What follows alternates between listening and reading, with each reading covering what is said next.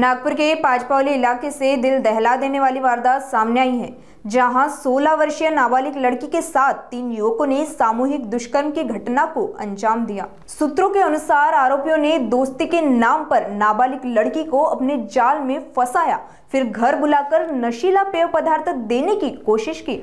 इसके बाद छेड़छाड़ की हरकतें कर नाबालिग के साथ दुष्कर्म की वारदात को अंजाम दिया। पांचपावली पुलिस ने पीड़िता की शिकायत पर मामला दर्ज कर 2 आरोपियों को गिरफ्तार कर आगे की जांच शुरू कर दी है।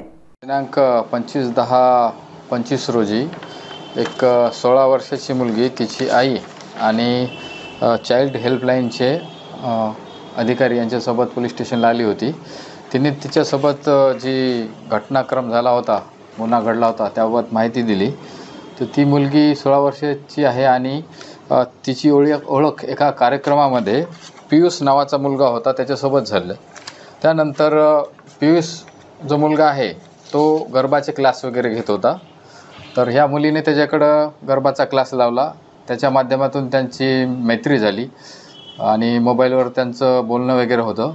एक दिवस पियुषने जी पीडित 16 वर्षाची मुलगी आहे तिला पियुषच्या घरी, जे की पाचपावली पोलीस स्टेशनच्या हद्दीमध्ये आहे, त्या ठिकाणी तिला घेऊन गेला आणि घरी कोणी नसल्याचे पाहून त्या मुलीसोबत त्याने छेडछाड करण्याचा प्रयत्न केला, तिचे कपडे काढण्याचा प्रयत्न केला आणि मग तो जो प्रकार आहे हे टाळण्याकरता ती मुलगी तिथून निघून जाण्याचा प्रयत्न करत होती आणि मग शेवटी ती मुलगी तिथून निघून गेली। त्यानंतर काही दिवसांनी परत पियुषने तिला फोन केला आणि त्या घटनेबाबत माहिती त्याला माफी मागायची आहे असं सांगितलं आणि त्यावेळेस पियुष आणि वेदांत हे दोघं जण त्या मुलीला घेण्याकरता गेले।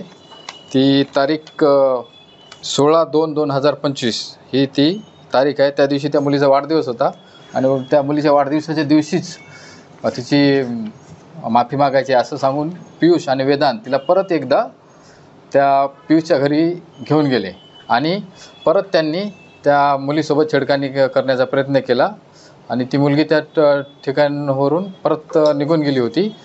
परंतु मग काही दिवसानंतर दिनांक 22/10/25 रोजी पियुषने त्या मुलीला परत फोन केला आणि तिला रूमवर बोलवले होते। तर ह्या प्रकाराला कंटाळून मग त्या मुलीने तिच्या आईला या प्रकाराची माहिती दिली। त्यानंतर मग त्यांनी चाइल्ड हेल्पलाईनला या प्रकाराची माहिती दिली आणि 25/10/25 रोजी ते पोलीस स्टेशन पाचपावलीला आले। यावरून त्या मुलीने जी तिच्यासोबत जी गुन्हा घडलेला आहे हे सर्व घटनाक्रम सांगितलेला आहे आणि त्यावर पोलीस स्टेशन पाचपावली येथे अपराध क्रमांक 872 कलम 74 76 78 351 कंसात 1 3 कंसात 5 BNS 2023 तसेच सहकलम 8 10 12 पोक्सो अंतर्गत गुन्हा दाखल करण्यात आलेला आहे। सर या बरोबर आहे। मुलीला विचारपूस केली असता तिने सांगितलेलं की जेव्हा तिला पहिल्या वेळेस घेऊन गेले होते तेव्हा तिला कसल्या तरी प्रकारचे गुंगीकारक त्यांनी औषधीसारखं त्या मुलीला पाजलं होतं असं तिने सांगितलेलं आहे। तर त्याचं इन्व्हेस्टिगेशन आम्ही करत आहोत। ही संपूर्ण ही कामगिरी वपोनी राऊतसाहेब तसेच जाधव मॅडम आणि जे झोन 3चे मदने सर आहेत यांच्या मार्गदर्शनात करण्यात आलेली आहे। यामध्ये 2 आरोपींना अटकसुद्धा करण्यात आलेली आहे।